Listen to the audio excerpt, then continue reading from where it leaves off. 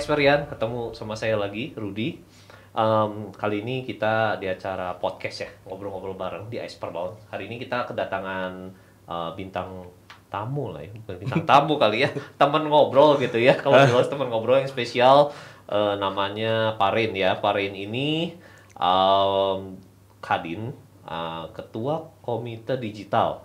Nah, nanti detailnya mungkin kita Parin bisa kenalin diri deh ya. Atau Oke. Ren deh, Bro Ren deh ya. Oke, sure. Ya, thank you, Thank Bro you, Bro. Rudy. Ya. Ya, hello Experience semua. Saya Rain Renaldi atau biasa dipanggil Rain. Saya Ketua Komite Aset Digital di Kadin. And then, ya, thank you udah diundang Yeah, di podcastnya Expert Chain ini. Yeah. And then, ya, kayaknya bakal banyak yang bisa kita bahas di sini. Iya. Thank you for coming and senang ngobrol waktu lunch ya. Udah ini kita makan ya. Oke, udah that's podcast good. ya. Yeah. Ya. Oke, take lunch. Oke, Bro Ren gini. Sekarang kan industri blockchain atau Web3 ini sedang berkembang banget lah di seluruh dunia ya. Yes. Dan Indonesia juga termasuk salah satu negara yang istilahnya ya dapat dampaknya, dapat hype-nya terbukti dari pertumbuhan pengguna pengguna wallet aset digital Ya, gitu, atau kripto yang sekarang udah mencapai 15 juta ya, data Ya. dari Kementerian Perdagangan deh kalau nggak salah Ya. ya. Nah, gimana tuh pandangan dari Rain gitu sebagai ketua komite digital di Kadin? Ya, jadi kalau misalnya dari data yang saya pegang, sebenarnya data ini saya pegang mungkin dari tahun lalu, harus ada yang update lah. Jadi ketika di tahun lalu, awal tahun lalu, saya punya data sekitar ada 40 juta, 43 juta lah tepatnya, 43 juta rakyat Indonesia yang punya interest terhadap kripto. Oke. Lalu yang saat itu tercreate, berarti ini mungkin data lebih dari 1 tahun lalu, karena itu masih baru beberapa juta. Kan kita di awal tahun kita dengar sudah mencapai 11,8, and then sekarang sudah update 15 juta. Mungkin yang tadinya interest terhadap kripto yang sekitar 43 juta itu mungkin akan juga bertambah. Terus bertambah ya? Ya, padahal 43 juta aja udah gede gitu. Gede banget loh. Udah gede yang tertarik terhadap kripto gitu. Padahal waktu itu yang tertarik kripto perkembangan yang orang yang memiliki aset digital sendiri itu masih belum mencapai 10 juta saat itu data yang saya terima. Tapi sekarang dengan percepatan berarti kan ada ada pasar memilih untuk Memiliki aset kripto. Yes, memiliki aset kripto. Memulai investasi atau memulai kegiatan finansialnya dengan kripto dan rata-rata anak muda. Padahal kita tahu sejak dulu kita mengetahui ada beberapa instrumen lain termasuk saham. Tapi ternyata saat ini yang menjadi primadona lah itu ya kripto lah, itu salah satunya gitu. Nah, kenapa bisa begitu ya? Nah, gimana pandangan dari? Oke, jadi kalau kenapa bisa begitu atau karena kebetulan saya sendiri di dunia blockchain atau saya dulu saya sempat mengasuh beberapa website yang isinya berita tentang investment dan sejak 2014 saya mengenal blockchain. Dulu kan kita belum seperti sekarang, jauh banget. Kita bisa bilang ada wave-nya, kita mungkin udah di wave keempat saat ini. Wave pertama dulu yang dibilang koin abal-abal lah. Cuman hayalan aja. Iya, hayalan. And then wave setelahnya dipakai untuk transaksi tapi masih transaksi di bawah tangan katanya. Lalu wave selanjutnya ketika semua orang sudah tahu bahwa ternyata dengan kripto itu kita bisa jadi ajang buat mencari dana. Di tahun 2017 semua ICO booming. Boom semua. Lalu di tahun 2019 kita merasakan tuh yang namanya ketika market kripto lagi datar-datarnya tiba-tiba langsung hype kembali. Di saat itulah, di saat semua mungkin ya kalau saya ngerasa ada salah satu faktor juga sih ketika kita lagi kemarin merasakan pandemi. Di saat semua orang itu mungkin butuh kegiatan, mungkin beberapa perusahaan juga masih dengan senang hati memberikan gaji kepada beberapa pegawainya. Sehingga mereka yang biasa spend money untuk ngumpul di kafe, spend money untuk untuk liburan, mereka punya kelebihan duit dan memikirkan untuk investasi. Dan kebetulan mungkin di kripto itu salah satu investasi yang menjanjikan return dengan cepat. Jadi salah satunya mungkin yang akhirnya membuat semua orang Kenapa malah berbondong-bondong? berbondong-bondong dan malah takut ketinggalan FOMO itu gitu. Karena Iya, teman-temannya pada ngomongin kripto masa lu enggak, kasarnya gitu kan.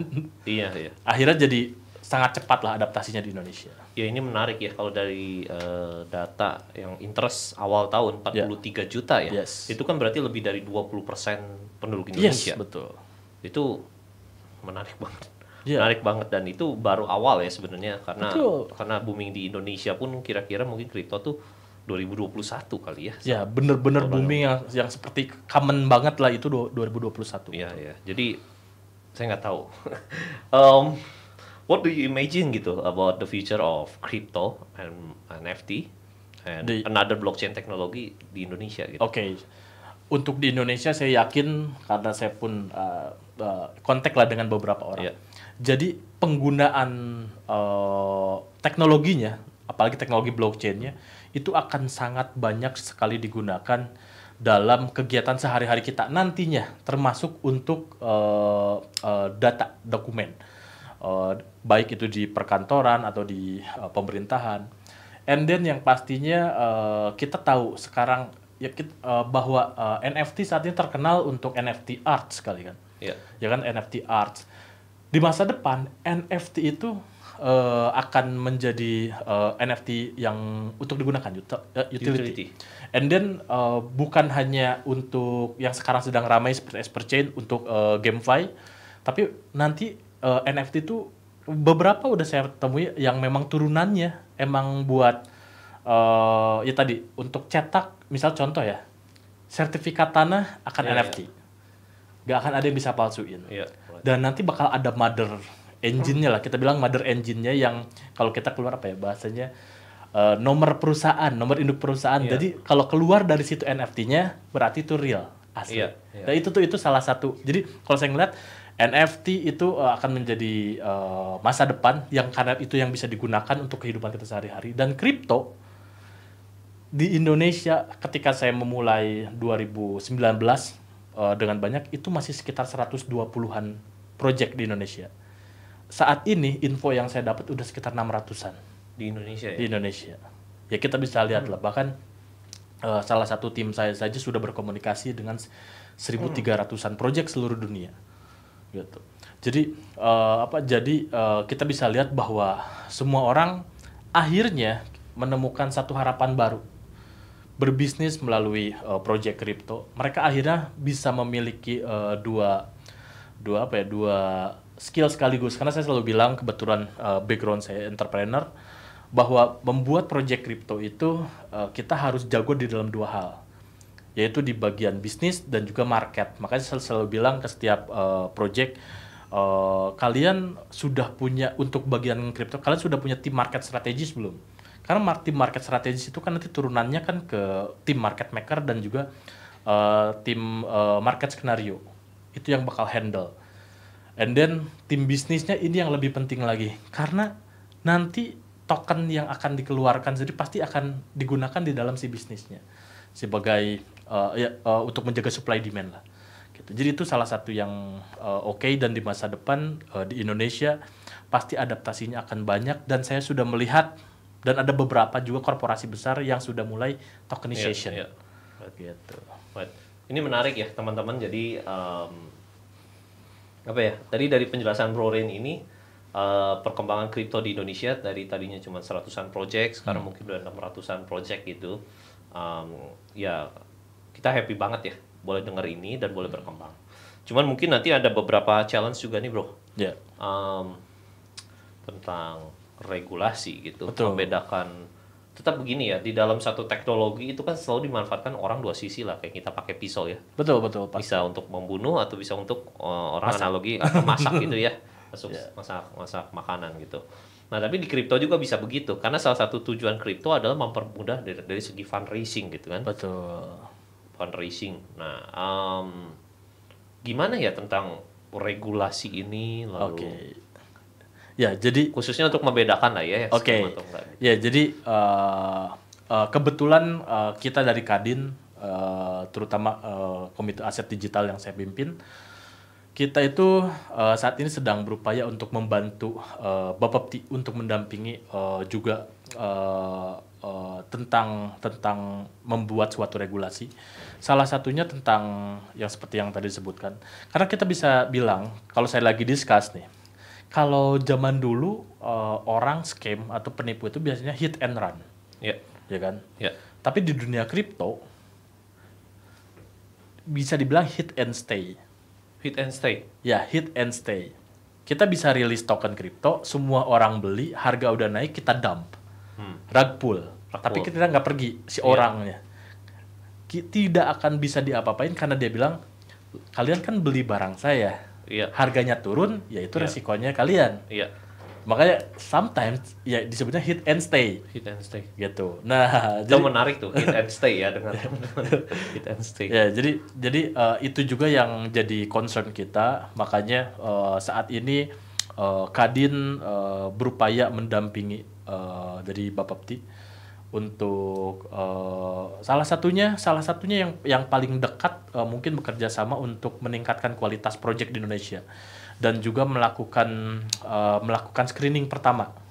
Karena kan kita tahu sendiri bahwa saya yakin regulator di Indonesia membutuhkan partner, membutuhkan bantuan dari kita semua para pelaku di dunia kripto. Bagaimana sih mengidentifikasi project? Itu kan kebetulan kita bisa lihat di dalam regulasi ada yang namanya AHP, Analytical Hierarchy Process. Nah, hal yang itu pun ada requirement-nya dan kita coba untuk membantu lah untuk misalnya kita ada suatu project yang memang dia ini sebenarnya kita bisa inkubasi agar menjadi qualified project, agar tokennya atau projectnya bisa masuk dalam legalist coin di Indonesia. Nah, itu pun kita sedang rancang, kita bantu karena nantinya kalau misalnya, karena kita kan mulainya dari siapa pelakunya dulu.